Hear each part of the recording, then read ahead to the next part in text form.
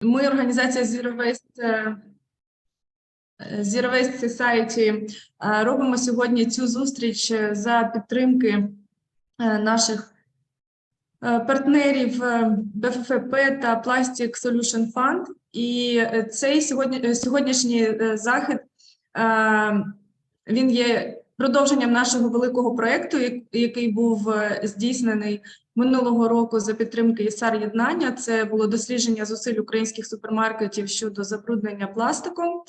І презентацію доповіді «Супермаркет без пластику», яка стала результатом цього проєкту, сьогодні ви почуєте. Дуже вдячні нашим колегам, сьогоднішнім спікеркам Кетрін та Генрієтті, які долучилися і готові поділитися своїм досвідом та напрацюваннями у сфері переходу європейського рітейлу до систем реюзу та повторного використання та перенаповнення. І дуже вдячні всім учасникам, представникам мереж супермаркетів України, які долучилися сьогодні до зустрічі, а також до дослідження, яке було проведено попередньо, і всім учасникам за інтерес до теми. Розпочнемо із коротенького огляду технічних таких моментів. З нами сьогодні працює перекладачка Оксана, і тому ви можете вибрати зручну мову для прослуховування цього вебінару. На панелі знизу ви бачите такий глобус, і там можна, коли на нього натиснути, можна вибрати мову, якою вам зручно слухати вебінар, англійська або українська, або слухати оригінальне аудіо, якщо ви розумієте і українську, і англійську мову. І ви можете переходити з каналу на канал, тобто цією панелью можна користуватися, це дуже зручно. Також прошу всіх вимикати мікрофони, і якщо у вас будуть виникати питання, то писати їх в чат. У нас в кінці на це відведений час, на блок питання-відповідей. Лише якщо щось буде дуже-дуже сильно актуально під виступ когось із спікерок, то можна підняти руку після виступу. Я думаю, ми можемо швиденько відповісти, але знайте, що у нас є блок питання-відповіді в кінці, де ми зможемо обговорити всі питання, які вас цікавлять. Також, де можна поділитися буде досвідом, тому що це в нас вебінар-дискусія, ми можемо обговорити якісь питання, які є. Discussion, and we can discuss the questions. В принципі, можемо починати. So, in general, we can start. Слів про те, власне, чому ми сьогодні вирішили проводити цю подію. Я думаю, всі, хто долучилися, небайдужі до теми забруднення довкілля відходами пакування, зокрема пластикового пакування. Ця проблема є дуже широко обговорюваною в суспільстві і нагальною, але в той же самий час, як не дивно, її можна вирішити таким, здавалось би, простим шляхом, але ми сьогодні поговоримо, чи це насправді так просто, зміною споживацьких звичок, як самих споживачів, так і виробників та постачальників.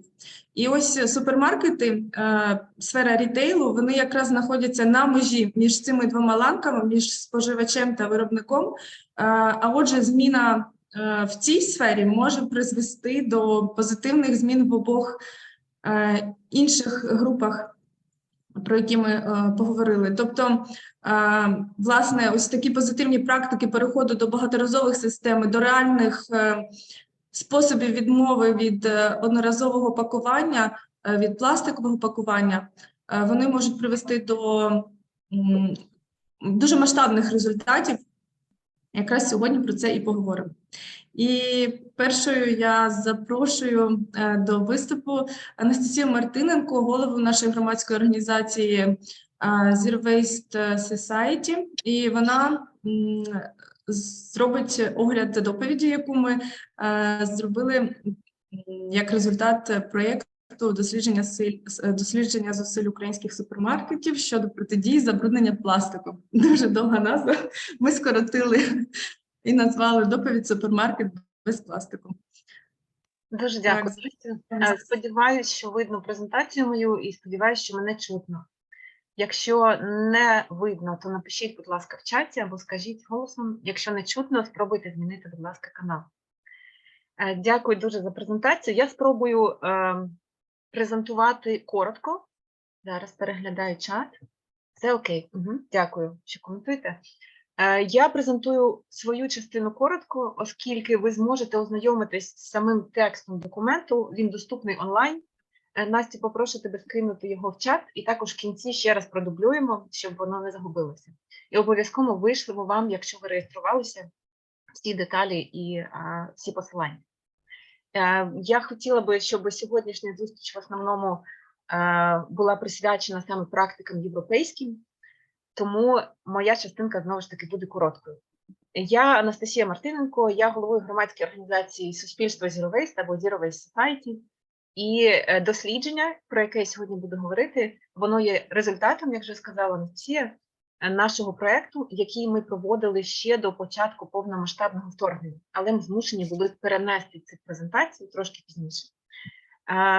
Цей проєкт було реалізовано, цю фразу обов'язково нам треба сказати, в рамках програми «Євросоюз для сталості громадянського суспільства в Україні» і впроваджується ІСАР-єднання за фінансової підтримки ЄС, а також за підтримки наших колег з міжнародного руху Break Free from Plastic і Plastic Solutions Fund.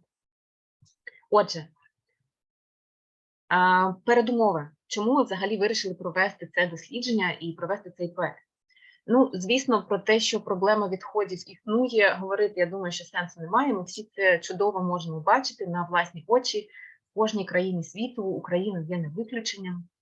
Ми бачимо забруднення довкілля відходами, і велику частку цих відходів займають відходи одноразового пластикового пакування. І яким чином все це впливає на природу і на наше здоров'я, теж вже багато відомо, багато ще невідомо.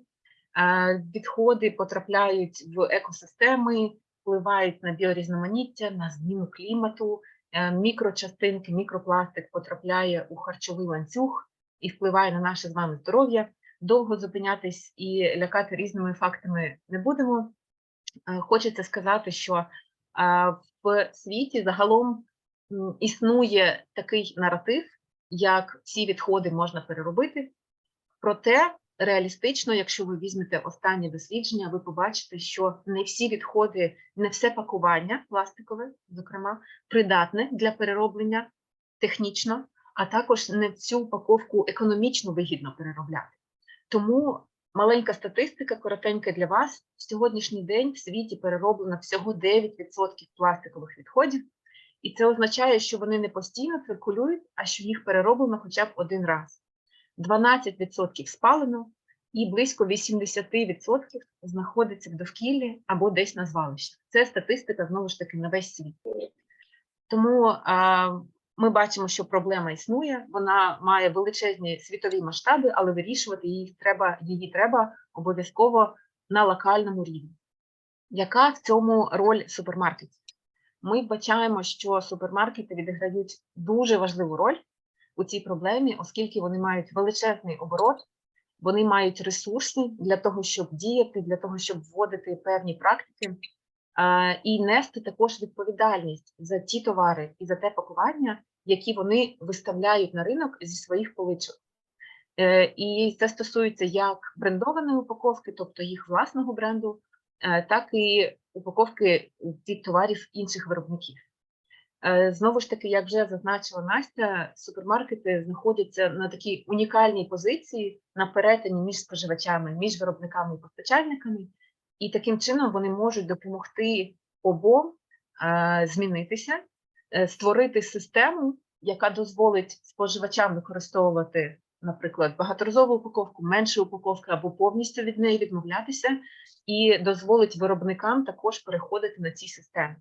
І дуже важливо і вирішально, щоб супермаркети приймали в цьому участь, і без цього перехід буде дуже складним або масштабовано взагалі неможливо. Тепер пару слів про саме дослідження. Ми проводили його у вересні-грудні 2021 року, тобто безпосередньо до початку повномасштабної війни. Ми збирали дані від супермаркетів за 2020 рік, оскільки рік 2021 на той момент ще не закінчився. Опублікували дослідження, ми мали його опублікувати у березні 22-го, але лютий 22-го трошки змінив наші плани, і ми були трохи зайняті іншими питаннями, і опублікували дослідження лише у жовтні 22-го.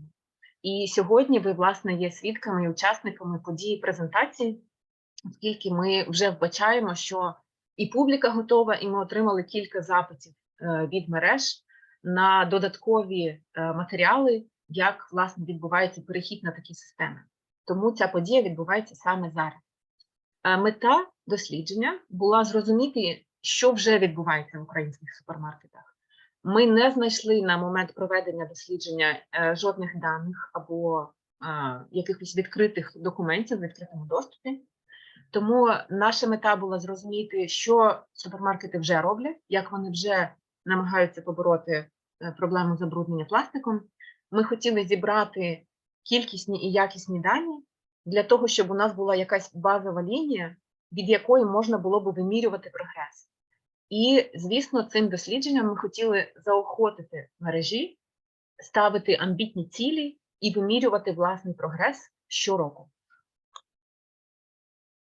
І хочеться ще зазначити, що дане дослідження є не лише само по собі окремим дослідженням, воно є частиною всеєвропейського дослідження, яке називається «Під обгорткою» або англійською «under wraps», під обгорткою, що вже європейські супермаркети не говорять нам про пластик. Це дослідження дуже співпало в часі з нашим українським, тому питання, які ми задавали супермаркетам в опитувальнику, вони були універсальними, щоб підходити і під це дослідження, і під наше. 13 країн приймало участь у європейському дослідженні, в тому числі Україна. І, власне, якщо ви захочете почитати дані, які вдалося зібрати, я вам залишу на слайдиках внизу посилання, і презентацію також розішлю, щоб ви могли вивчити детальніше. Зупинятися довго на цьому місці не будемо. Отже, як проводилось дослідження? Ми запросили через особисті контакти, через пошту, через телефонні дзвінки і участь в різних подіях 17 найбільших мереж супермаркетів України. Із них 5 мереж погодились взяти участь, а саме Фудвайн, Сільпо, Спар і Наш Край, Епіцентр і Новус погодились частково і частково заповнили дані. Ми відсилали ось подібний опитувальник, який був розділений на 3 основні категорії. Категорія прозорість, і в ній ви бачите ось ряд запитань, де, власне, мережі могли заповнити дані, якщо вони мають ці дані. Наприклад, що стосується прозорості, то нам можливо було донести, що дуже складно вимірювати прогрес або покращувати і керувати тим, що не вимірюється. Нам треба якимось чином вимірювати те, що супермаркети вже поставляють на ринок, і як вони збираються зменшити, власне, кількість упаковки. І це нам дозволило встановити певну базову лінію. Наступна категорія – це амбітні обов'язки. Мається на увазі, що ми хотіли з'ясувати, чи є в мережах вже якісь цілі, які вони в собі поставили, зокрема зменшення упаковки, перехід на reuse-refill системи. Під reuse-refill я маю на увазі багаторазову упаковку і перенаповнення. Детальніше наші наступні спікерки обов'язково розкажуть, що мають на увазі. А також важливо, щоб ці амбітні обов'язки поширювалися не лише на фірмові товари інших виробників, а і на власну упаковку, власні товари і власну упаковку. Ну і третя частина – це підтримка прогресивної урядової політики. Чому ми взагалі винесли її в окрему частину? Тому що ми розуміємо, що супермаркети, маючи великий оборот, велику силу, вони мають можливість і, на нашу думку, також відповідальність впливати в позитивному сенсі на зміну політики і на створення умов для того, щоб запроваджувати системи повторного використання. Таким чином, ми в анкеті питали, що вже супермаркети роблять для того, щоб змінювалися, власне, умови, і чи вони взагалі підтримують запровадження, наприклад, депозитно-поворотної системи. Наступна, трошечки дам вам трошки даних, оскільки коли ми почали збирати дані, ми зрозуміли, що багато даних, в принципі, не збирається мережами, що є непогано, недобре, це просто є, як є. І ми зрозуміли в якийсь момент, що нам треба відходити від кількісних до якісних показників, і ми відмовились від ідеї проводити рейтинг супермаркетів за, власне, кількістю їх зусиль і як їм вже вдається вирішувати проблеми. Тому рейтингу в супермаркеті не буде цього разу. Ми лише говорили фактами, які, власне, мережі нам надали. Найпростіший графік, скільки магазинів в Україні приймали участь, всі дані на момент проведення дослідження, тобто до грудня 2021 року. Тут ви бачите 5 мереж, які приймали участь у дослідженні. Також в дослідженні можна побачити кілька простеньких графіків, наприклад, які мережі здають скільки матеріалів одноразової упаковки на перероблення.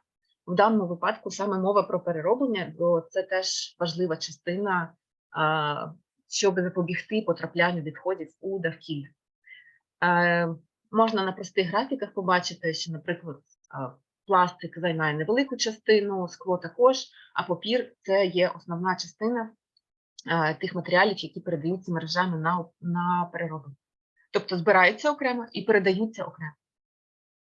І буквально один графік стосовно пакетів, оскільки в момент, коли проводилось дослідження, якраз був щойно прийнятий законопроект про обмеження обігу пластикових пакетів, нам важливо було зібрати певні дані, які покажуть, які пакети вже мережі випускають на ринок на сьогоднішній момент. І, наприклад, мережа «Спари наш край» зазначила, що ось таке відсоткове відношення, біопластикові пакети 34%. Тут ми не збирали дані, який саме біопластик, що мається на увазі, пластик на біооснові, біорозкладні пакети, оксорозкладні пакети. В даному дослідженні, конкретно в анкеті, ми дані не збирали. Але я хочу зазначити, що це дуже важливо, зрозуміти, що саме мається на увазі під словом біопластик. Але це на майбутнє. Великі пластикові пакети, тобто великі немаєчки. Багаторазова торба займає майже 24% від того, що мережа випускає на ринок. Це доволі серйозний показник. Ну і, власне, одноразові паперові і маленькі пластикові лише трохи більше 4%. Знову ж таки, це дані, які нам надали мережі. Ми не можемо їх фізично перевірити, і це лише один з прикладів. Кілька висновків дослідження. По-перше, знову ж таки, брак даних. Ми не змогли зібрати ту кількість, яку ми хотіли б, оскільки мережі просто не вели облік. І ми сподіваємося, що ми заохотили нашим дослідженням мережі почати вести облік. Далі ми зрозуміли, що є недосконалість методик підрахунку цих об'ємів упаковки, а також деякі мережі виявили зацікавленість в тому, щоб зрозуміти, як краще проводити цей облік, і, власне, відкриті, щоб порадитися чи отримати якусь консультацію від тих мереж, які облік вже ведуть в Україні чи за кордоном. Тому ми дуже вдячні за відкритість і прозорість в цьому питанні. Що стосується тих мереж, які відмовились приймати участь у дослідженні, то ми назвали це низький рівень прозорості, оскільки деякі мережі заявили, що вони не мають на це часу, не мають можливості прийняти участь, хоча віконце було доволі велике, кілька місяців. Інші мережі заявили, що це є комерційна таємниця, що точно ми для себе визначили як непрозорість. Але, знову ж таки, ми сподіваємося, що це дослідження і, власне, ця подія буде спонукати їх бути більш відкритими і нести відповідальність за ту упаковку, яку вони поставляють на ринок. Також ми визначили, що більшість мереж вже має системи, вже має можливість продавати фрукти, овочі, і це робить на вагу, тобто без упаковки. Проте деякі рефіл-системи, наприклад, бакалії або в інших групах товарів, поки що ще не є дуже поширеною практикою. Була, але, наприклад, в результаті ковіду і карантину деякі системи були скасовані. Тому ми спонукаємо, знову ж таки, заохочуємо повертати ці системи. І також ми визначили, що майже відсутні в мережах цілі, будь-які амбітні цілі щодо зменшення кількості одноразової упаковки. Це стосується як власної торгової марки, так і фірмової продукції. І, власне, це є той показник, який можна покращити з мінімальною кількістю зусиль. І в документі, в дослідженні є рекомендації навіть, як це можна зробити. Ще буквально пару моментів. В дослідженні ви можете ознайомитись з найкращими кейсами, які ми зібрали на той момент. І вони розділені за 3 категоріями. Це відмова від упаковки, в основному це стосується фруктів, овочів. Це є системи реюзу та рефілу, найкращі практики, що вже існують в країнах Європи. А також, яким чином мережі можуть залучати споживачів, співробітників і владу до створення цих змін. Я зупинятись тут довго не буду, оскільки у нас на нашому вебінарі сьогодні є експертки, які детальніше можуть розказати про ті кейси, з якими вони особисто працюють. Ну і перейдемо до рекомендацій, і ми майже завершили. Рекомендації в документі сформовані таким чином, що частина рекомендацій йде, власне, для супермаркетів, частина для представників влади і частина для споживачів. Якщо дуже коротко, то ми спонукаємо супермаркети взяти на себе відповідальність, не перекладати її на споживачів, які нібито неправильно сортують або неправильно обирають упаковку, або на владу, яка не створила системи, що теж є, звісно, правдою, але у супермаркеті вже є можливість створювати зміни. А також не допускати грінвошингу і ставити чіткі амбітні цілі. Влада, ми спонукаємо її, заохочуємо створити такі рамки і умови для запровадження систем повторного використання, реюзу, а також рефілу, перенаповнення. І знову ж таки не перекладати відповідальність на споживачів, оскільки останнім часом ми чули, що, наприклад, законопроекти, які плануються стосовно упаковки і заборони одноразового пластику, будуть заохочувати споживачів приносити власні контейнери, і на цьому, власне, реюз буде завершуватися. Але це неправильно, і це не є, насправді, реюзом, оскільки, як, можливо, спікерки будуть розповідати, коли споживач володіє власним контейнером і приносить його, то не відбувається повторного використання. Його контейнер і є його продуктом. Тому дуже важливо, щоб влада, звісно, заохочувала приносити і створювала умови для використання власних контейнерів споживачів, але при цьому треба створювати системи і можливість використовувати ті контейнери, можливо, за депозитною схемою, які надає сам бізнес, в даному випадку супермаркет. І вже є дуже багато... Настю, я перепрошую, треба нам швиденько. Так, окей, дуже дякую, що ти мене тримаєш. Так. Ну і, власне, ми з вами як споживачі, оскільки ми всі є, якщо ми навіть представники супермаркетів чи влади, ми є також споживачами, дуже важливо, щоб ми були готові до відмови від одноразового використання і щоб ми використовували дані системи і заохочували мережі робити так само. Заохочую вас також прочитати сам документ, там детально описано, що саме ми пропонуємо, які саме цілі встановлюємо супермаркетам. І буквально один слайд про те, чому це зараз важливо для України. Ми вже можемо стверджувати точно, що існує прямий зв'язок між одноразовим пластиком і війною Росії проти України. Якщо вам цікаво дізнатися більше, будь ласка, залишаю вам 2 посилання на слайдику, можу також вислати в чат. І вже є 2 дослідження і готуються далі про те, яким чином російська нафта і газ стає продуктами, товарами і упаковкою, і потім потрапляє на наш з вами ринок. Якщо ми будемо її використовувати знову в такій ж самій кількості, ми, по суті, можемо продовжувати фінансувати цю війну. Зв'язок складний, але він є, і нам треба це розуміти. Дуже дякую і передаю слово далі. Питання можете притримати, написати в чатику, і в кінці можемо все обговорити. Дуже дякую, Настю. Дуже інформативний вийшов огляд нашої доповіді, над якою ми довго працювали. І ще раз вдячні тим мережам, які прийняли участь у дослідженні. Насправді так, останній слайд викликає особливу зацікавленість стосовно зв'язку нашої упаковки, яку ми звикли використовувати із фінансуванням війни. Так, надалі ми передаємо слово Кетрін, нашій колезі та спікерці із Великобританії. Вона буде доповідати англійською мовою, тому ось тут ви можете скористатися якраз з цією панелькою перекладу. Кому потрібно, щоб був переклад на українську, вибирайте канал українською, і ви будете чути переклад з англійської на українську нашої перекладачки Оксани. Так, запрошуємо до слова Кетрін Конвей, директорку, засновницю руху Unpacked Innovation з Великобританії, яка поділиться своїм досвідом про те, як британські рітейлери переходять на системи refill та reuse.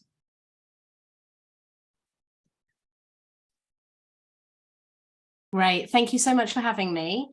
I'm just going to play. Can you see that okay? I can't see anyone's faces. So could somebody say yes if you can see it okay? No, not yet. Okay, I've got it on. Hang on 1 second. Let me do screen. Nice to, can you please check? Yes, now it's Yep, better. Like that? Yep, perfect. Okay, lovely. Okay, great. So thank you so much for having me.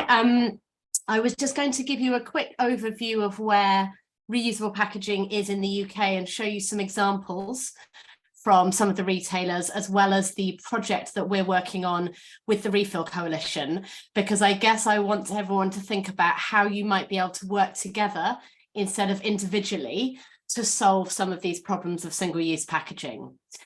So just to reiterate that when I talk about reuse, I talk about reuse in the 4 types of reuse. So that could be refilling at home, refilling in the store, or reusables. So that's products pre-filled into a reusable container that then gets used over and over again, which can happen at home or on the go. I think it's easy to think that there's one solution, and there isn't one solution. There's going to be lots of different solutions, depending on what the product is, what the customer is, how they're using it, how they're shopping. So just to give us all a reminder, not that we probably need it, that so this was the OECD Global Plastics Outlook 2060, that's showing us without drastic action. Розгляд глобального пластикового використання, і ми бачимо, що до 26-го року пластикові відходи збільшаться втричі. І також це стосується таких продуктів, які мають одноразове пакування. І в контексті Англії, я думаю, що дуже важливо розуміти, в чому... It was only when Greenpeace did some research similar to your survey that we actually found out how much packaging is being used on the market. So traditionally, in the UK, we count packaging in terms of weight. But the problem of weight is it's with plastic, it's, you know, plastic is so light, it's very resource efficient. So it doesn't really give us a true view of how much plastic packaging is being put on the market every year. So suddenly the statistics are terrifying. I mean, 56 billion units. So a unit would be 1 water bottle. That's actually 114 billion components, because 1 water bottle is a lid, a tamper-proof seal, the bottle, and a label. So you've got 4 components, which all lead to plastic pollution. So then that's just consumer packaging. So that's not including all of the carrier bags that we're putting into the market. And then also this problem of transit. So there's a lot of secondary and tertiary packaging. In fact, it's almost the same amount of weight in the supply chain that the consumer never sees. But that's actually a huge opportunity, because there's lots and lots you could be doing about plastic reduction that the consumer doesn't even see, with all the complexity of consumer behavior change. So in the UK, we have 3 sort of main strategies. So we have a 25-year environment plan, we have the UK Waste and Resources Strategy, and we have the Environment Act. So these are our 3 methods by which the government is trying to solve the problem. The problem for us is that the wording is all about reducing unnecessary plastics. So there's no targets in there. There's no targets about reuse. So it's not driving direct action. We then have a plastics pact, which has two very clear targets. So target one is to eliminate problematic or unnecessary single-use packaging through alternative delivery models, which could be reuse. And then target two says 100% of plastic packagings to be reusable, recyclable, or compostable. The problem with that target is it was badly worded, and all of the businesses have taken it to mean that if they make 100% of their packaging recyclable, then they've hit the target. And actually what we would say is, following the waste hierarchy, you have to reduce, then you reuse, and then you recycle. So I believe that the intention of that target was that the 100% was a pie chart, and this much was reusable, and this much was recyclable, and this much might have been compostable. But actually it's been co-opted by businesses to not make change. So it's a problem for us. And I just wanted to compare it to the targets that NGOs are calling for, which are much more ambitious, which is about cutting single-use plastic by 50%, and then setting targets to ensure that at least 25% of this is met by reuse. Henrietta is going to talk to us about Germany, but a lot of the noise is coming from NGOs in Europe. I think a lot of people are talking about 30% reuse by 2030 as a new target. So we need to go really, really high with our ambition. So I thought I'd just give you a little overview of the types of trials that are going on in the UK. We've got real evidence that customers are ready and willing to change. So 83% of consumers are open to change, and 41% have already used reusable packaging. I think a problem for the entire industry, not just in the UK, is that they are confusing a lack of availability with a lack of willingness to change. So they say, well, consumers don't want this. If you look in the UK, I think we have 12,000 retail supermarket sites. Reuse is probably available in less than 1% of those. So even if a customer really, really wanted to refill or reuse, there's nowhere that they can do it. So everybody's saying, oh, well, customers don't want it, they won't change their behavior. Actually, if you look at the evidence, where we bring in deposit return schemes, if you look at how much people change their behavior with the pandemic or other global crises, people change behavior really, really quickly. They just need the opportunity. So the big trial of the last, 2 years was Asda. And the reason the Asda trial was interesting, so they didn't do anything more complicated than offer products in refills that customers bring their own containers, but they did it with brands. So previously all the trials have been on own brand products, and these were done with brands. So I think there's a lot of pushback from brands about not selling things in reuse and refill because they think that their branding won't be maintained. But actually this trial proves that you can very much still sell branded products through refills. Then there was the Loop trial. So this is reusable. So this is products in durable containers. This ran for a few months, probably about 6 months with Tesco. They stopped it, and we haven't really had the right information why. They talk about a lack of behavior change. They talk about not getting the pots back. Some of the pots were so well designed that people didn't want to give them back. So there's a learning there. Also, they were very expensive. Some of the deposits were €1, €2, €5. They were so expensive. And actually, it's not accessible to people. If you think that 30 items in a customer's regular basket and each one has €1 deposit on it, suddenly that's €30 that a family has tied up in deposits, which if they keep using the system is never going to get their money back. So it makes it very inaccessible to people on low incomes. So I don't know quite what's happening with Loop. Loop has been very successful in France and Japan, but it hasn't been a success in the UK. Very interesting. This is the Algramo trial with Lidl. So even showing that the discounters are really interested.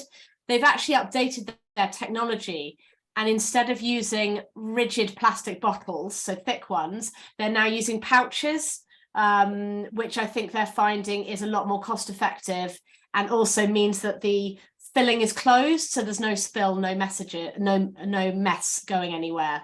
So that's been a really interesting trial. And then you've also got, so this is similar to Loop, but Beauty Kitchen are, what they're trying to do is make it very, very easy. So you take a pre-filled bottle off the shelf and you put it back into a machine and just take another one. So there's no refilling in store. So there's a question about which products lend themselves better to refill or reuse. We'll send you the slides out so you don't need to look at all of this, but it was a really important point from the Ellen MacArthur Foundation, who work a lot on the different models of reuse. And what they're saying is, effectively, if you do individual trials, they're very, very expensive, they're very resource intensive, and they can't scale because they can't get to the volume and the economy of scale that you need to bring the cost down to be equal to single-use packaging. So what they're saying is now, and we wholeheartedly agree with this, is that trials really need to be carried out across the supply chain. You know, you're all working with the same brands, you're probably working with a lot of similar own brand suppliers, you're probably working with similar logistics companies. So try and think about what work you could do actually that works across the supply chain.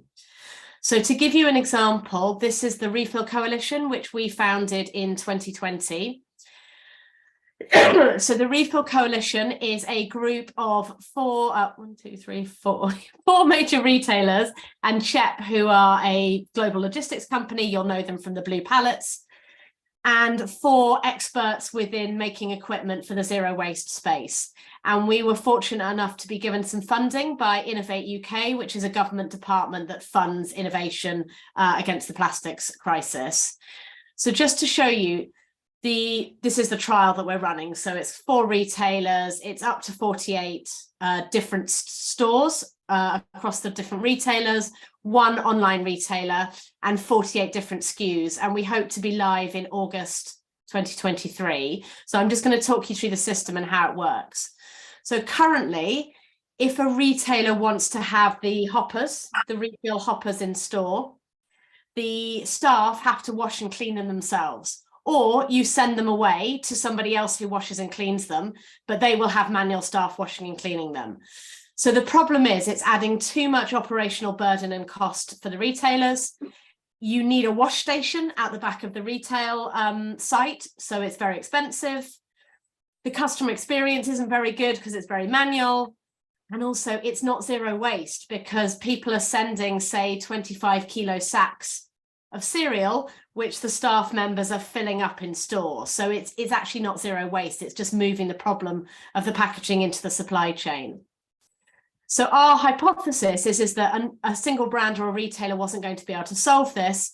So what we did was we've redesigned the hopper in store into a standardized vessel. So this is similar to a beer keg. It's not revolutionary, but it's revolutionary within this use case. So it's an unbranded vessel that can go around the supply chain over and over again, and anyone can use it. So it's standardized. So just to talk you through it. So the idea being that the clean vessels are sent to the supplier. They're going to be filled on the production line. And if you standardize the aperture, the opening of it, then you don't have to have lots of changes to the filling line, which is really, really expensive. Because what we can't have is lots and lots of different systems and manufacturers having to change their filling lines over and over again for all these different reuse systems. So then the supplier is going to send it out normally through the distribution centres. In the UK, it tends to move from pallets onto roll cages and then go to store. So we've spent a lot of time optimizing the shape of the vessel to fit better on the pallet and on the roll cage. So then in store, the colleague just puts the branded front onto it with the dispenser nozzle. Customer comes and refills, and then it gets sent out the back. Now, this phase is where all of the cost sits. So if we can standardize this and send it back through an existing logistics network, then we can take that cost out for the supply chain.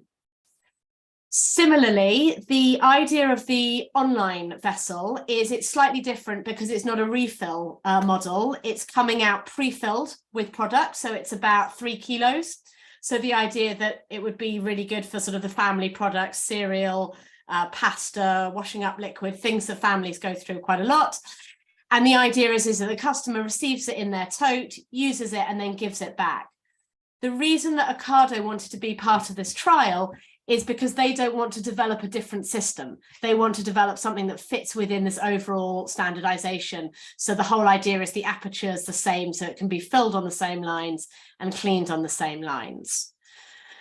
So we've done lots and lots of modeling, and we're actually showing end-to-end cost savings against both single-use plastic packaging and the current refill model. So our aim with this project was to create a solution that did not add extra cost into the model, because that's how we think it gives it the best chance for scale.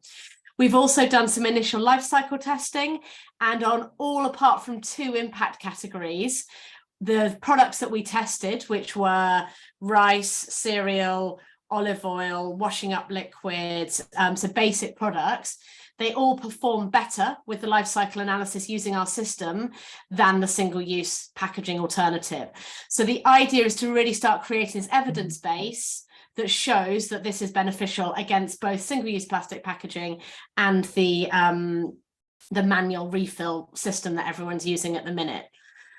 So the final thing that I wanted to, oh, hang on, how do I go back? Can I go back? Yes, so this was the final thing that I wanted to show you. The approach that we have taken, that I think is an interesting approach, and it's not without its challenges, is that we as Unpackaged do not own the system. We are consultants, we are paid to deliver this system, but it's basically going to be an open standard. So the idea being is that we've broken the system down into these modules, and currently we have a supplier for each of these parts of the system because we need to. At the end of the trial period, all of the interoperability, so the standards that govern the different modules of the system, will all be published, and they will all be open source. So if you are a plastics company and you want to come along and design a better vessel, or you think you've got a better labeling solution or a better POS kit or branding, then you can do that because you can design something that's better and fit it within the same system. So everybody is designing into the same system, so the system incrementally becomes better. Everybody can still compete. Nobody's saying that nobody can compete within the system, but it means that we're not having lots and lots of competing systems. So the big dream is that this becomes the open standard for the global supply chain. So we're starting in the UK. We are currently researching where in Europe are the obvious markets to go next, which are probably either France or Germany, given how mature the markets are there in terms of refill. But then the idea is that this could then be taken up by coalitions of retailers and brands in other territories. So I'm going to stop talking now, but really happy to take any questions at the end. We'll send you the slides, and all of my details are on here if we can help in any way. Дуже дякую, Кетрін. Дуже цікава презентація, цікавий досвід. І насправді я так вважаю, що дійсно самому змінюватись можливо складно і невідомо, якщо є коаліція однодумців. І якщо це робити разом, то дійсно зміни можуть бути і легшими, і масштабнішими. Тому погоджуюся 100%. І також маю таку мрію, щоб була така уніфікована тара, щоб були підходи до постачання налагоджені, спільні. І я думаю, тоді буде набагато простіше працювати в цій сфері. Дуже дякую за доповідь. І запрошую до слова нашу третю спікерку Генрієтту. Вона представить нам досвід Німеччини, розповість про те, як німецькі рітейли переходять на системи багаторазового пакування, і Генрієтта має великий досвід у цій сфері, вона є експерткою з кругової економіки та систем пакування, тому чекаємо з нетерпінням на інформацію від Генрієтти.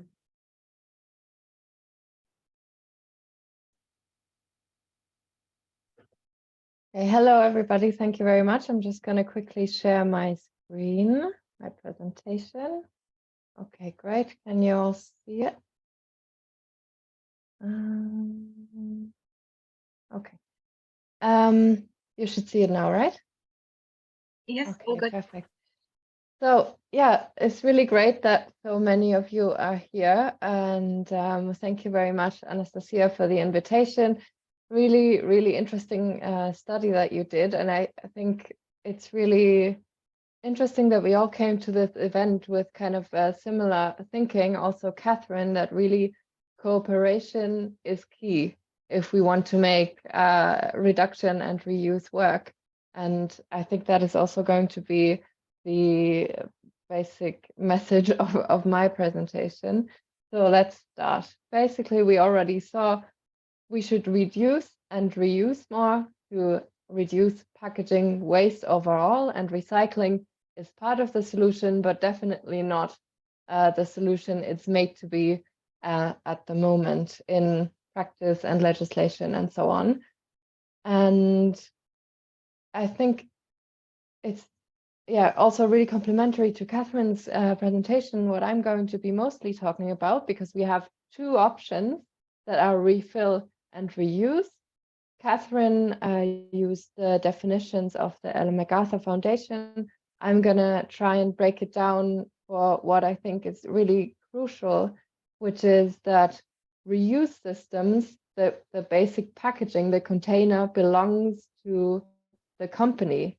And in the sphere of refill, it's mostly into packaging that we own as consumers. So this would be our own coffee cup, our own lunchbox that we would fill. For example, we would ask at a cafe if they can fill the tea or the coffee in our own coffee cup, or maybe in a supermarket at the salad station, we would fill in our own container. And these two solutions are the solutions that we have, and they function differently, because if you as companies own the packaging, the container, it's a different system than if it's owned by the consumer. And I'm going to be talking a bit more about reuse systems, because they are the ones that are more present in Germany at the moment. But first, let's look at the reality in Germany. So I think what your first ideas of Germany would be that we have a very eco-conscious population. Everybody cares about the environment, and that we are also really good at recycling. At least that's what I get, that people around the world think that about Germans. The reality, unfortunately, is very different. Only around half of our packaging waste is recycled in Germany. And in fact, Germans create the most packaging waste all over the EU. So we are actually packaging waste champions, which is not a great title, to be honest. It's 226 kilograms per capita that we use every year. But, and that's a positive thing, it sounds a bit illogical, but Germany is really a front runner when it comes to reusable solutions and reuse systems. So many of the solutions are already on the German market and have been for decades before they kind of spread out to other areas.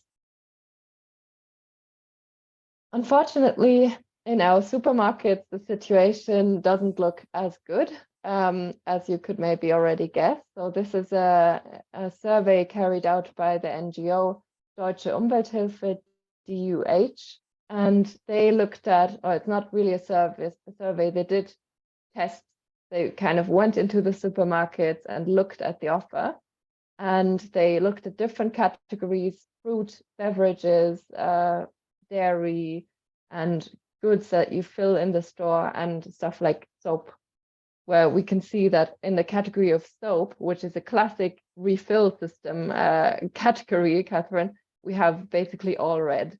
So nobody really has refill stations for soap. But we can see that some of the more like higher priced organic supermarkets already are doing pretty well in categories like fruit, beverages, etc. And talking about beverages, I think this is the most unique thing that Germany has, which is our reuse system for beverage packaging. So here on the picture, you can see a reusable crate and reusable bottles. And these bottles are used by producers all over the country. That's what you see in the left corner there, that the producers that use this bottle are really spread out all over the country, and they share the same bottle. At the whole, like in total, reusable bottles in Germany have a market share of 42%. That means that beverages like beer, like water, and so on, 40% are filled in reusable bottles and not single-use plastic bottles. I have a different bottle here as well. It's also a reusable bottle. And this classic design, which you see here on the slide, the pearl bottle, is really old. It's from the 60s, and every German knows this bottle, okay? And it is managed in a cooperative. So all these producers form a cooperative, they work together, they have these bottles form around 70% of the reusable bottles for water. This cooperative has around 1 billion bottles in the German market, so there's many, many of them. And an analysis by a research institute, Провів інститут з дослідження Fraunhofer інститут. Вони також розробили найкращі рішення для виробників. І також рітейлери, вони мають... So at the moment, and I also hear this from other countries, reusable bottles are also really good, especially for glass, because of the volatile raw material costs, and because of single-use glass getting really expensive because of increasing energy costs, because of the war, obviously.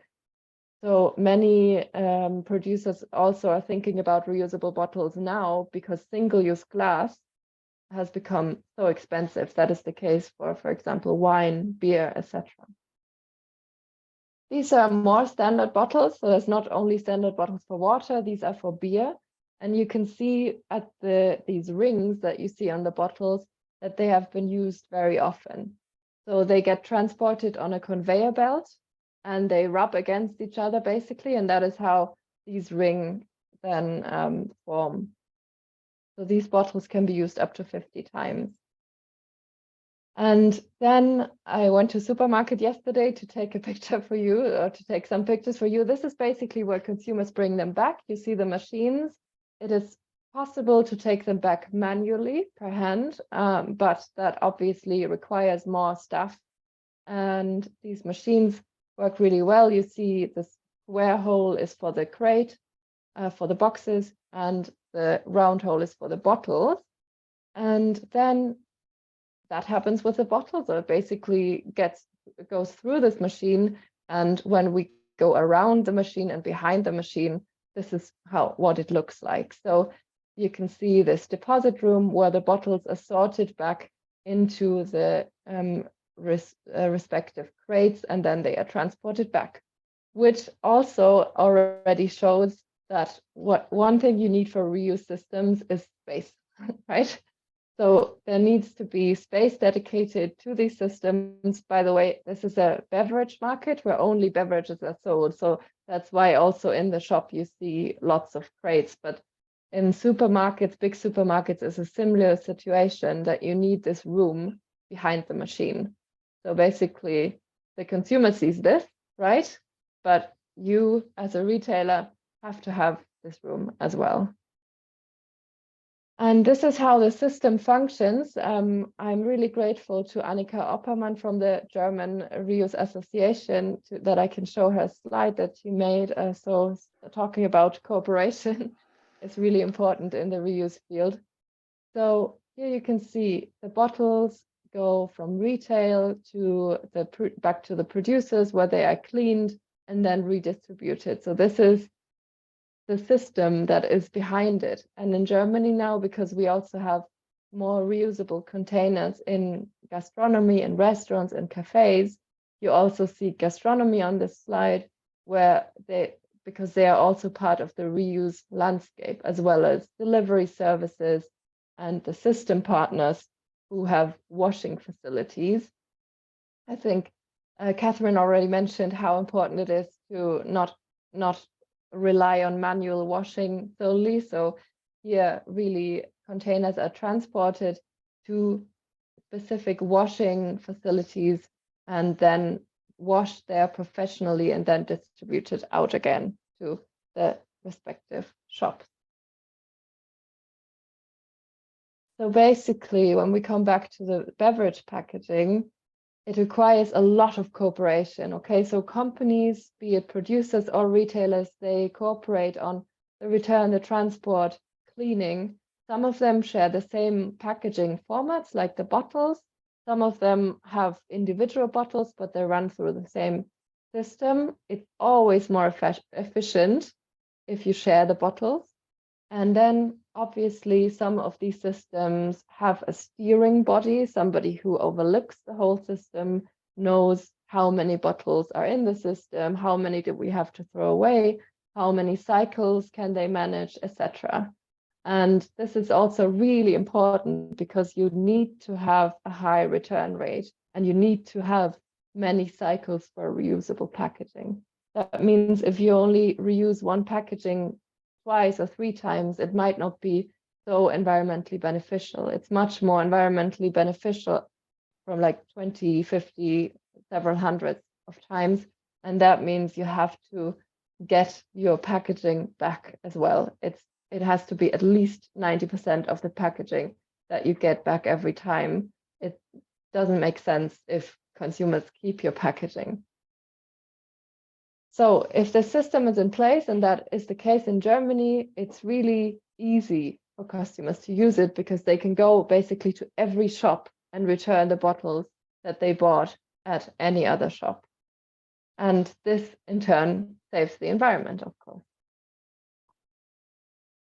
Optimally, and I'm saying optimally because the German system is such an old system, optimally you have systems in place that maybe would work a bit differently if you start them from scratch. Optimally, you as a retailer and producers as well participate in a system. You dedicate space to reuse. You take back the bottles manually and or with support of machines, and you receive as a retailer a compensation for that. So that means that the extra work, if you're part of a system, can be compensated for you, okay, with so-called handling fee.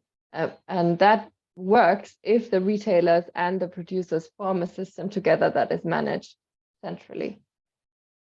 And it also can actually create additional revenue for you this way. And also reusable bottles or reusable packaging might have a higher profit margin because generally they would be considered as more high quality products also by your customers. What does not happen and what shouldn't happen is that you have to clean reusable packaging on site because that is done by the producers themselves or by service providers. There's also reusable packaging for other products in Germany already on the market. Just a few examples, you have these pool systems where producers share packaging, for example, for yogurt, for nut creams, for nuts, pasta, whatever. And then there are also packaging as a service solutions. So where companies offer a certain packaging that producers can then basically rent for their product. This is another pool system where producers share the same packaging. You can see here all those yogurt brands are filled in the same jar. That makes the system more efficient. Then we have a system like from a packaging as a service provider called Circujar, and this is used by or has recently been announced by the supermarket Alnatura. But what they also say is you fill in these jars products that make sense ecologically to be filled in these jars. Okay, so it maybe doesn't make sense to fill tea in reusable jars just because it would not have such an environmental benefit. But if something would be filled in a single-use glass jar anyway, then the reusable one is mostly going to have an environmental benefit. These are also, that's also packaging that Catherine already mentioned, what's going on behind the scenes or where you display the fruit. This is also reusable instead of paper boxes, basically. And then other solutions for supermarkets, for especially when you have fresh foods like salads, etc., you can use these containers. The one on the right, for example, is polypropylene.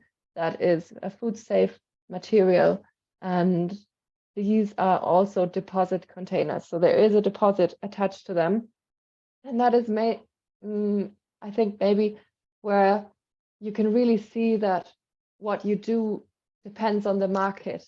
It really depends on the specific country and the people who live there, the income, the market structure, etc. Because these boxes, they are quite, they don't have a deposit, they have a fine attached to them. So if you don't bring them back, you have to pay a 10 euro fine or something. I think that's the amount, more or less. And this is done through an app. And that is the case so that that consumers actually bring them back. So you need this incentive, at least in Germany, so that you actually get the boxes back. Otherwise, people would keep them, and that would make the system less efficient. And for other boxes like this in Germany, you can have a deposit of up to 8 euros, for example, and the companies do this to get them back. If it were lower, then people would just keep them. And I think it works really well in Germany because people are used to the concept of deposit. But I really also see the point that where there are maybe really lower income groups of society, that might not be the optimal solution to have so much money in deposits, basically. Here you can see a take-back station for these boxes at a supermarket. So this is a bit more low-tech than the RVMs that we saw before. It basically just opens, you throw them in, and you don't have to pay your fine. Then you can see another solution, which is also a big system that the retail chain Kaufland just announced cooperation with the company Faircup. And you can fill all your, like, for example, cheese or sausages or anything you would get fresh, you can fill in these cups now, and there's a deposit as well, and then it gets returned to Kaufland. Deposit of 150. So this is, I think rather average deposit, and they can do up to 1,000 cycles, and then they are cleaned professionally again by the company Faircup, not in the supermarket. And what I also wanted to mention is that you can really use reuse as to market. At least in Germany, reuse is being seen as something really cool. It's really cool to use how these benefit, I think, if you use it to your benefit as a retailer. So how do you implement reuse in a way that makes sense? We heard it already. Start with your own brands or the products that you fill in the store, and then expand. Cooperation is key. You either join existing systems or you set up systems together. So avoid doing your own thing. Good product design of the container is obviously also really important, but you can then do that together as a coalition or as a group, as a round table, whatever. And the key thing is really reuse has to be easy, but more for customers than for you. So it has to be easy for customers, because otherwise it will not be used. They will not accept it. And that means that for reuse systems, it is crucial to kind of make it possible to take back in as many locations as possible. But for them to actually bring it back, something also has to hurt a bit, which is the deposit, unfortunately, because otherwise you do not get it back. Okay, I'm almost done. Basically, we saw the do's. What are the don'ts? Don't do it without a system that is in place. So don't say this is a reusable container, but then there is no system, because then people will just take it home and it will waste more resources in the end than it saved. And yeah, that is basically, don't hand out packaging where you just say it is reusable, but it's actually single use. That is even worse. Like plastic bags, for example, that say reusable, but are single use plastic bags. And this is a similar point. For refill, I think Catherine already mentioned the most important points. In Germany, I just wanted to say there are dedicated guidelines how companies should refill. So for the training of your staff, you can really have some basic principles that you as an industry set out guidelines, and then your staff has to follow them. And refill, exactly, that is a refill station. So refill, there should not be single-use containers next to refill stations. Otherwise, people will just fill in single-use containers. So basically for refill, do training and hygiene guidelines, do explain to customers exactly how it works, do place reusable jars next to the machines, preferably with a deposit, or if you sell them at a high price so that people don't buy them every time and then throw them away at home. And don't let consumers fill in single-use packaging, and don't give reusable containers away for free, because then the same thing will happen. They might just throw them away at home.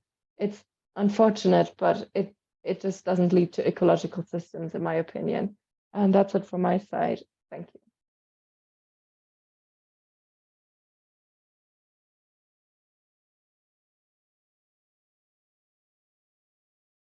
Дякую дуже, Генрієтто. Дуже цікава презентація і багато ідей для натхнення. Я вже мрію мати таку металеву тарілочку для салату і повернути її в якийсь бокс. Так, дуже цікаво насправді послухати про практики, які вже реалізовуються в Європі. Дуже приємно, що також, проводячи наше дослідження, ми зрозуміли, що супермаркети України також не стоять осторонь і рухаються в цьому напрямку. Вже є якісь результати, вже встановлені цілі. Звісно, завжди є куди рухатися більше і є можливість розвиватися, ставати кращим.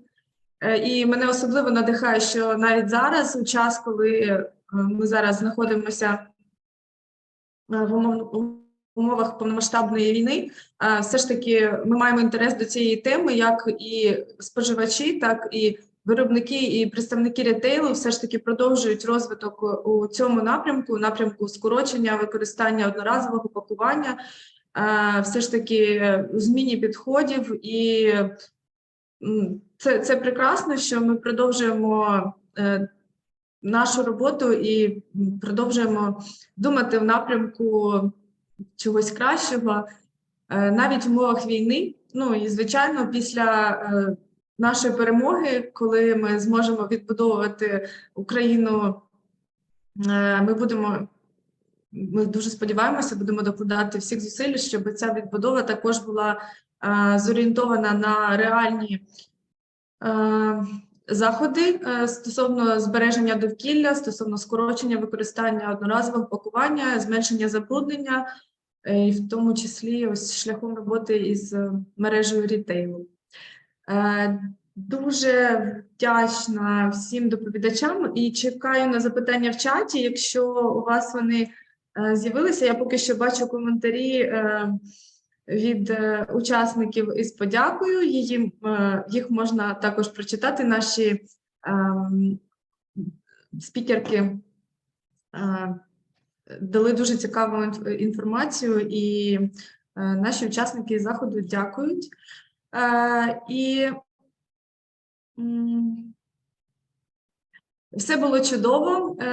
І оскільки якщо поки що запитань немає, ми мали попередню форму для реєстрації і для збору запитань, тому деякі запитання ми отримали під час підготовки до цього заходу, під час реєстрації, і ми можемо перейти до них. А якщо у вас виникли по ходу, ви можете написати в чаті запитання або підняти руку і вімкнути мікрофон і поставити запитання напряму спікерка.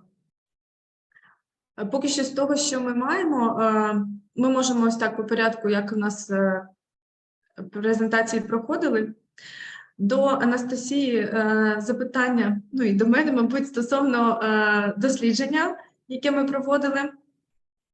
Запитання, чи є алгоритм проведення такого дослідження «Супермаркет без пластику», яке ми робили?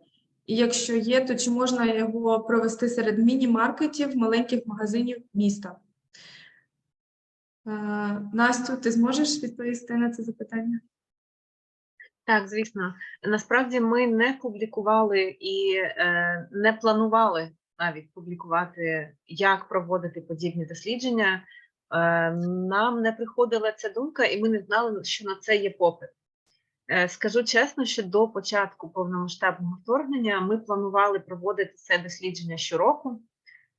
Ми створили цю базову лінію для того, щоб самостійно приймати участь і самостійно вимірювати цей прогрес. Але реалії трошки змінились. Я не впевнена, що наша організація буде проводити це дослідження щорічно, але ми будемо дуже раді, якщо будь-яка організація, яка поділяє наші цінності і розуміння, буде проводити це або схоже дослідження. Чому я зазначаю саме поділяє цінності? Тому що ми розуміємо, що дослідження бувають різні і інколи зовсім не на руку, скажімо так, я так намагаюся дуже дипломатично сказати, бувають дослідження, які лобіюються індустрією і насправді можуть не призводити до позитивних змін, а навіть навпаки, і потім навіть використовуватися проти нас як активістів. Тому, якщо вам буде цікаво, будь ласка, напишіть в особисті, я буду рада поділитися нашими напрацюваннями, оскільки наше дослідження було створене завдяки іншим колегам, які також поділилися своїми напрацюваннями. Тому, якщо ви готові, якщо вам цікаво, будь ласка, пишіть в особисті і будемо ділитися тим, що ми знаємо. Дякую за відповідь. Так, дійсно, ми робили це дослідження вперше для того, щоб мати якусь базову лінію, базове розуміння, і це вже добре, що ми маємо цей результат. І надалі, і він, насправді, ми запросили до участі більше 16 мереж, тобто це були і великі, і маленькі, тобто міні-маркети, маленькі магазини – це також ті, хто, звичайно, можуть і прийняти участь в дослідженні, і взагалі змінюватись. Мені навіть здається, що, можливо, це мені так лише здається, що в менших об'ємах це простіше налаштувати, тому, можливо, навіть і так, що починати з маленького супермаркету чи міні-маркету простіше. Але це двояко, тому що і в коаліції також сила. Так, можемо, я в чаті поки що не бачу, можемо далі продовжувати. Ось стосовно методології підрахунку, це трошки стосується власне дослідження, і я думаю, що це було би цікаво послухати. Ми також отримали це запитання від однієї із мереж супермаркетів України, досить великих. Стосовно систем підрахунку одноразового пакування, можливо, це питання до міжнародних наших спікерок, я гадаю, що, може, Кетрін зможе нам відповісти, оскільки вона працює із супермаркетами, так само, як і Генрієтта, але, можливо, якщо ось ми говоримо про коаліцію, Refill Coalition, можливо, Кетрін нам зможе відповісти, чи існують налагоджені автоматичні системи підрахунку свою проблему і куди рухатися, як змінюватися, чи от саме є цей електронний облік.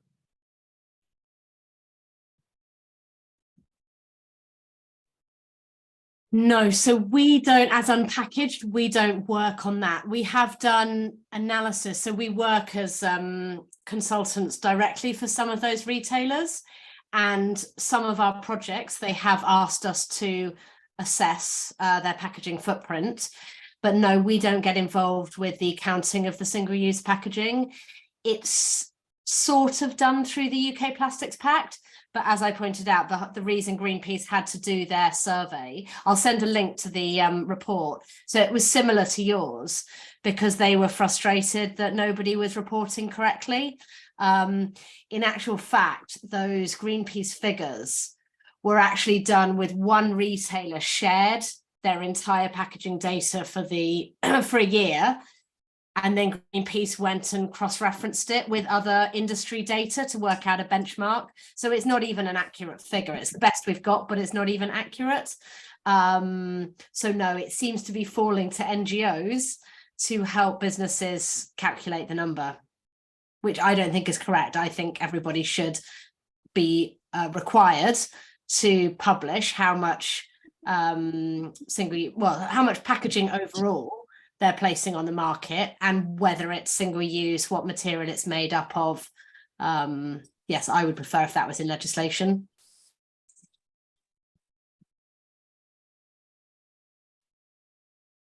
Okay, maybe I can say something about Germany. I know that we have a central organization here in Germany where at least producers have to register all the packaging they put on the market, but this is not being published either. So it's just being basically recorded to make sure that they have to pay in the framework of extended producer responsibility, which we have in the EU. That means that producers have to pay for the disposal of the packaging they put on the market. And for that purpose, it's being registered central entity, but the retailers don't have to do such a thing. And I also have not seen any kind of retailers publish their plastic footprint. So I think it would definitely help to do it, but exactly as to how, there would probably need to be legislation to lay down like central reporting guidelines. Зрозуміла, дякую. Так, тобто має бути регулювання для того, щоб ці системи збору даних були також якимось чином уніфіковані. Ну, наскільки ми бачимо, зараз супермаркети, там кожен йде своїм шляхом в підрахунку даних. Стосовно пакування, є у нас кілька було питань стосовно пакування для категорії продукції фреш. Тобто, ось коли ми говорили про системи наповнення, це більше про сипучі, крупи, порошки, засоби для догляду за домом. А багато у нас виникало запитань від учасників стосовно таких категорій продуктів, як риба, м'ясо, сири. І саме пакування, тобто, коли вони на вітрині, коли вони там мають бути на ніч чимось накриті, так, щоб товар не псувався, наприклад. І також у нас було питання стосовно використання одноразових засобів самих продавців під час обслуговування гостей магазину, наприклад, одноразові рукавички, якими вони можуть брати рибу, м'ясо. Чи є якісь напрацювання з цього приводу, якісь приклади, як можна уникнути таких відходів? Якщо хтось із наших експерток готовий відповісти на це запитання.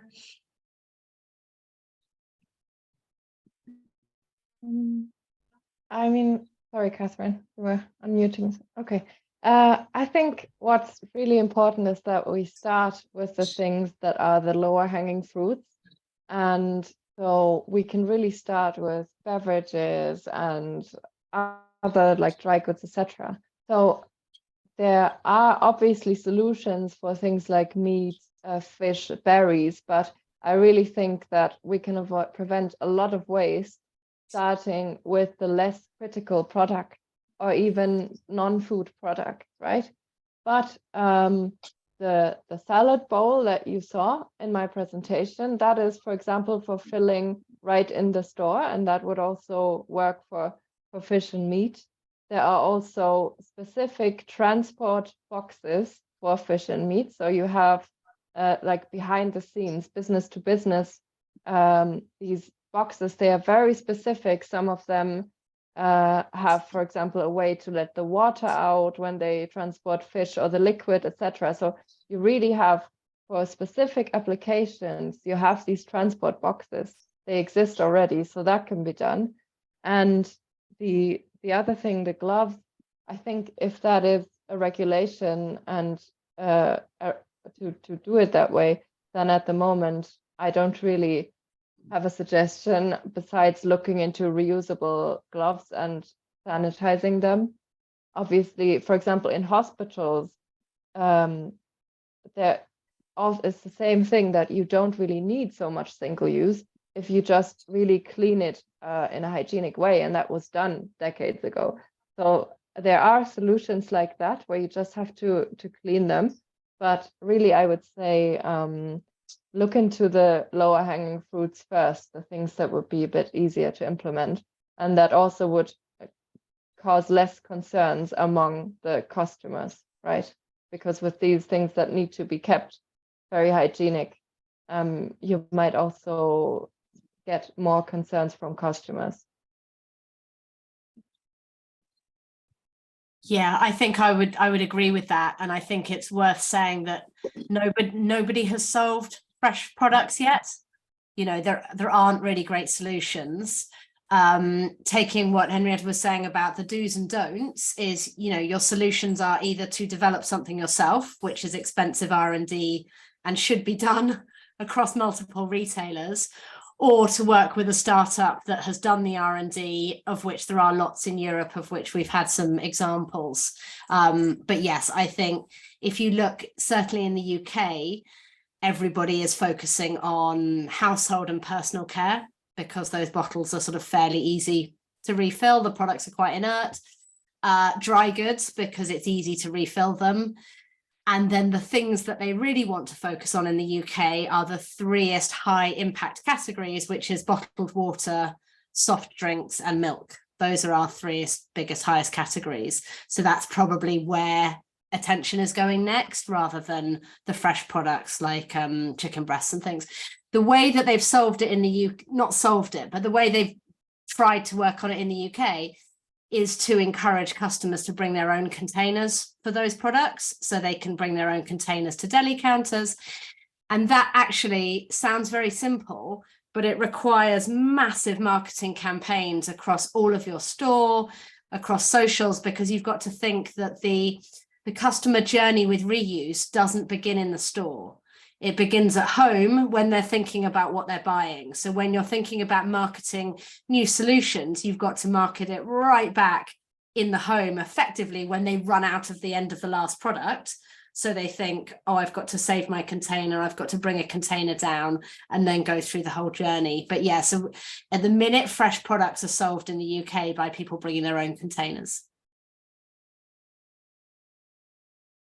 Yes, I also agree, and it's really, you know, when you look on the problem, generally you have a lot of questions here and there, but yeah, it's really the solution to work with that, which is easy to change, not easy, but easiest, and it will bring the good result already. So yes, that's a good point. And also, yes. If I may add, якщо можна, я додам. Так. Я бачу, що у нас залишилось ще 5 хвилин. Я буквально пару моментів стосовно українських рітейлерів хочу додати. Я розумію, що у нас є наразі можливість унікальна в Україні, в тому числі це стосується наявності фінансування, оскільки на відновлення України на державному рівні будуть виділені, вже обговорюються конкретні суми, а також і для бізнесу є величезна, і до того були можливості, і я знаю, що деякі супермаркети використовували ці можливості, щоб змінювати системи енергетичні і так далі.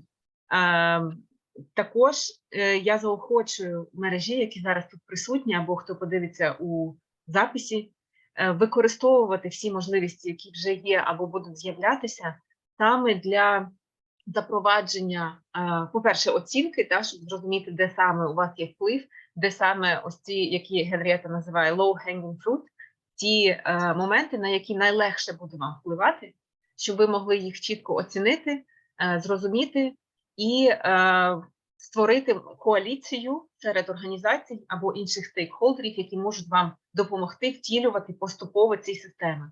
І, будь ласка, використовуйте експертизу, яка вже існує на ринку, як на українському, так і на закордонному. Наразі тут присутні 2 експертки, які, я думаю, що з радістю будуть вам допомагати, якщо ви до них будете звертатись, і допомагати вам втілювати ці системи.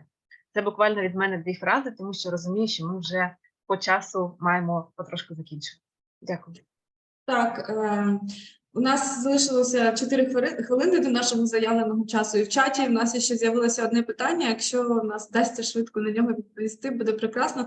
Але воно стосується biodegradable plastic bags, стосовно того, чи такі пластикові пакети біорозкладні в британських та німецьких супермаркетах збираються якось окремо, чи відбувається компостування спеціальне, тому що ми знаємо, що вони потребують такого процесу.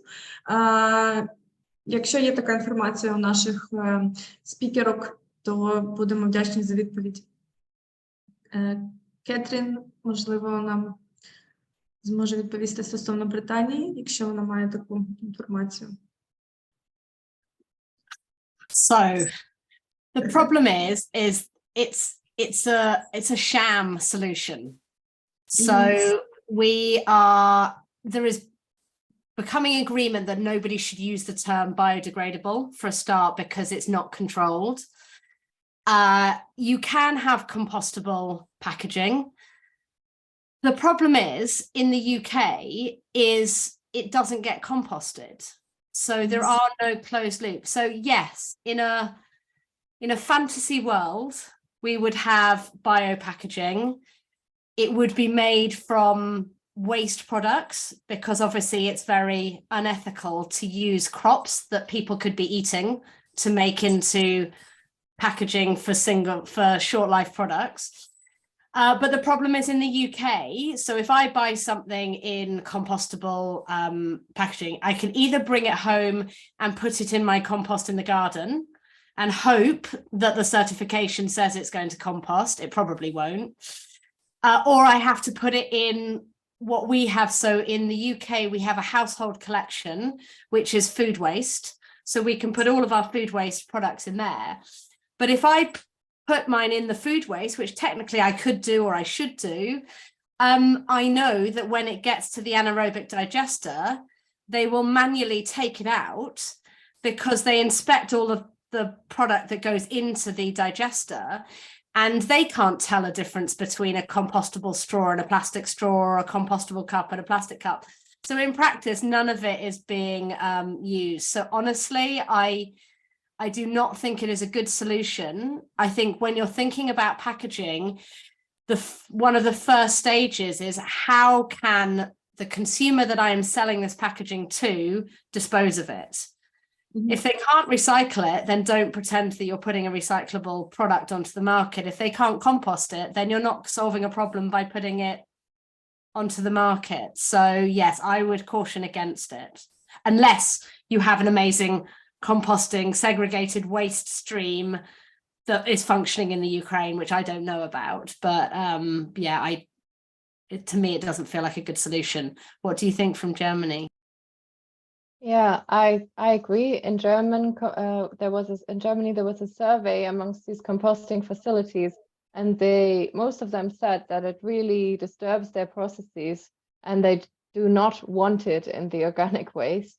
And we really have seen this more and more, that this kind of labeling is happening in the EU, and the European Union is also trying to really pass strict regulation on such labels, because they understand that consumers don't really know what to do with it. And in the worst case, if a product says biodegradable, it might even end up in the environment.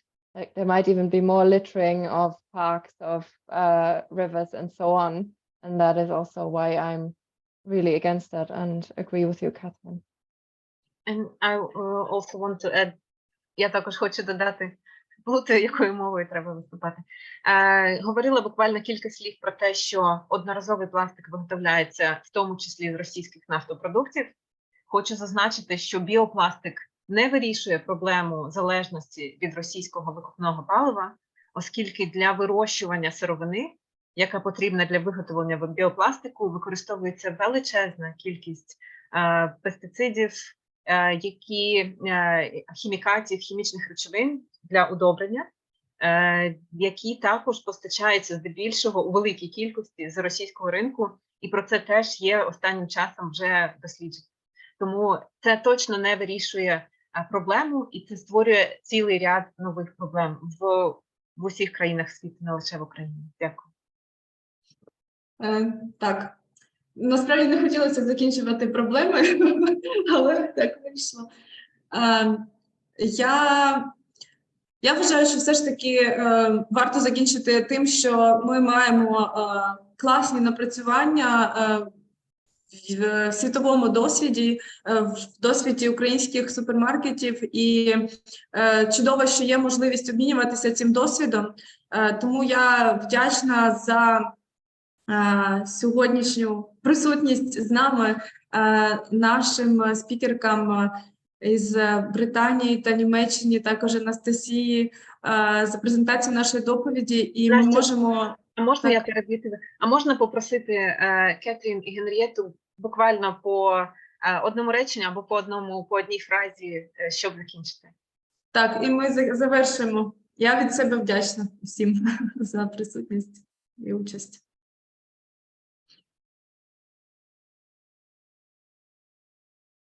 Okay, then I'll go first. So if you, I think one important thing would be if you go from single use to reuse, you're not just changing packaging for a different packaging, but you're going from one system to a different system, and that needs to be completely rethought, and it requires a lot of cooperation. I think that would be the main point, and thank you very, very much for the invitation.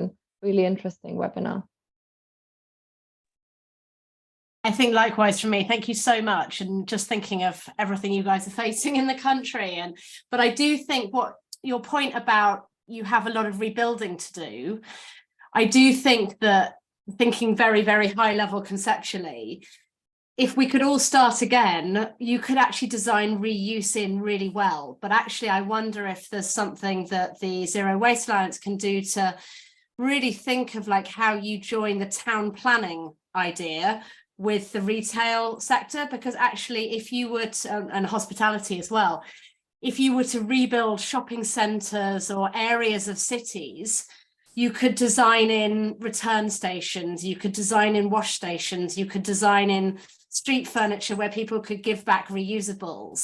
So whilst it's a really difficult situation that you guys are in, perhaps there's a real opportunity there to really think through and really lead on what these kind of sustainable cities of the futures could look like. Not saying that this is a small task, it's a big task, but actually, yeah, it's a real opportunity there. Дякую, неймовірно. І ми можемо прощатися до наступних зустрічей в онлайн-форматі, десь в соцмережах чи на рівні консультації. Ми на зв'язку. Всім бажаю гарного дня, продовження дня і всього найкращого. До побачення. Побачення.